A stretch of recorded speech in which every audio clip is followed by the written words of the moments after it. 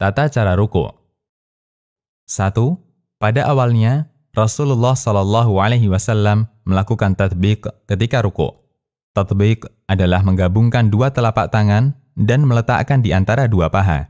Cara ruku' semacam ini dipraktekkan Ibnu Mas'ud radhiyallahu anhu, sebagaimana disebutkan dalam hadis dari Alqamah yang diriwayatkan oleh Muslim dan At-Tahawi. Kemudian cara ini ditinggalkan dan dilarang untuk dipraktekkan. 2. Kemudian Nabi SAW meletakkan kedua telapak tangannya di lutut ketika ruku'. Hadis riwayat Bukhari. 3.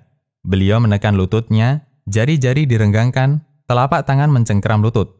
Beliau perintahkan cara ruku' semacam ini kepada sahabat yang salatnya salah.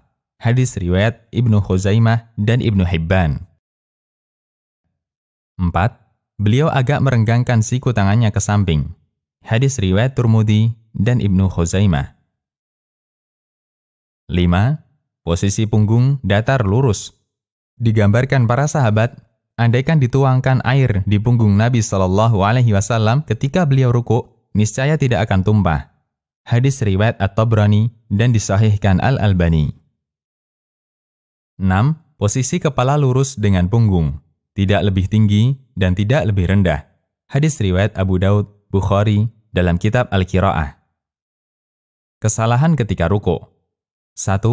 Tidak membaca takbir intikal ketika ruku'. Intikal artinya perpindahan.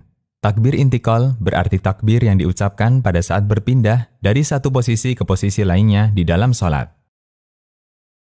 Kesalahan ini bisa membatalkan sholat karena takbir intikal termasuk kewajiban dalam sholat.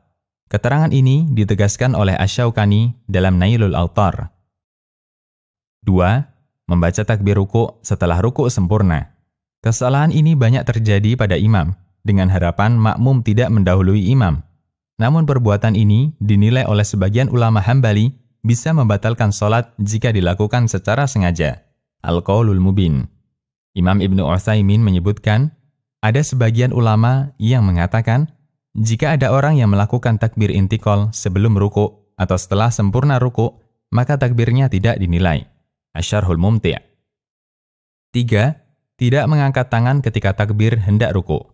Meskipun mengangkat tangan ini tidak wajib, namun meremehkan mengangkat tangan ketika hendak ruku' menunjukkan sikap kurang perhatian dengan kesempurnaan sholat. 4. Posisi tangan tidak memegang lutut ketika ruku', seperti memegang paha atau betis atau diletakkan di antara kedua lutut.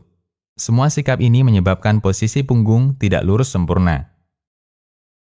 5. Posisi kepala lebih tinggi daripada punggung. Kesalahan ini disebabkan karena seseorang melihat agak ke depan ketika ruku'. 6. Posisi punggung tidak lurus datar. Bisa jadi terlalu rendah atau terlalu tinggi. Untuk posisi terlalu rendah, rukuknya tetap sah, hanya saja tidak sesuai sunnah. 7. Sementara untuk posisi punggung yang hanya condong sedikit, sehingga belum melewati posisi ruku', ulama merinci menjadi 2. A. Jika posisi condong sedikit itu lebih dekat dengan posisi ruku', dalam arti, ketika orang lain melihatnya, maka dia akan menilai bahwa orang itu sedang ruku', maka rukuknya sah. Batasan yang diberikan dalam mazhab Hambali adalah ketika tangan normal sudah menyentuh lutut, maka dia disebut ruku'. Namun jika tangan tidak sampai menyentuh lutut, maka belum dianggap ruku'. Asy-Syarhul Mumti'. B. Namun jika posisi condongnya terlalu sedikit, sehingga lebih dekat dengan posisi berdiri, maka dia belum dianggap ruku' sehingga sholatnya batal. 8. Ruku' dengan posisi kaki dirapatkan. Cara semacam ini tidak ada dasarnya. Demikian, semoga Allah memudahkan kita untuk mengerjakan sholat sesuai sunnah.